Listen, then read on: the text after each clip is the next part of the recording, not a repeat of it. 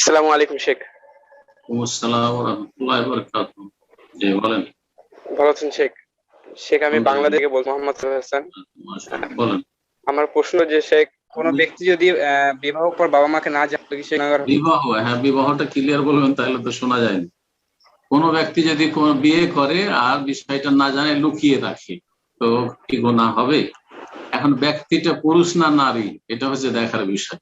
হ্যাঁ, আপনার যদি কোন পুরুষ হয়, ছেলে মানুষ হয়, সাবালক ছেলে, তার বিবাহের প্রয়োজন রয়েছে বা বাবা মাকে বলছে বা তাদেরকে জানাচ্ছে কিন্তু তারা বিয়ে দিচ্ছে না, তাহলে সে গুনাহ থেকে বাঁচার জন্য বাবা মায়ের বিনা অনুমতিতে বিয়ে করবে ছেলে।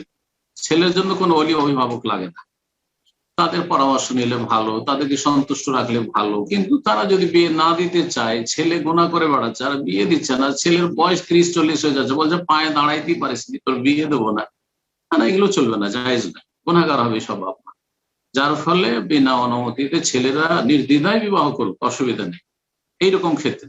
কিন্তু যে বাপ মা শুনবে কথা, তাদের পরামর্শ নেবেন, তাদের শ্রদ্ধা সম্মানের খেয়াল রাখবেন। আমাদের দেশের একটা পারিবারিক কাঠামো রয়েছে, তাদের পরামর্শ নিয়ে, দিক নির্দেশনা নিয়ে, নেক মানুষ যদি বাপ মা হয় তাদের দোয়া নিয়ে, তাদের পরামর্শ নিয়ে বিবাহ শাদী করবেন, এটি হচ্ছে বাঞ্ছনীয়। মেয়েদের ক্ষেত্রে লা নিকাহ ইল্লা বিওয়ালি, ওলি ছাড়া, নেতৃত্ব ছাড়া, আর সেই ওলি হইতে হবে যোগ্য আর কাছের ওলি। কাছের ওলি থাকতে দূরের কোনো বানানো ওলি চলে না। অর্থাৎ আব্বা আছেন, তিনি মাশাআল্লাহ ৫ ওয়াক্ত সালাত পড়েন, তিনি নাস্তিক না, তিনি মুসলিম, কাফের মুশরিক নয়, সুতরাং সেই ব্যক্তি ওলি। তার চাইতে হিতাকাঙ্ক্ষী অন্য কেউ হতে পারে না। বাবার অনুমতি ছাড়া অন্য কেউ বিয়ে দিতে পারে, ভাই বিয়ে দিতে পারে না, দাদা বিয়ে দিতে পারে না, চাচা বিয়ে দিতে পারে না, কোর্ট ম্যারেজ করা জায়েজ নয়, বাতিল বিবাহ।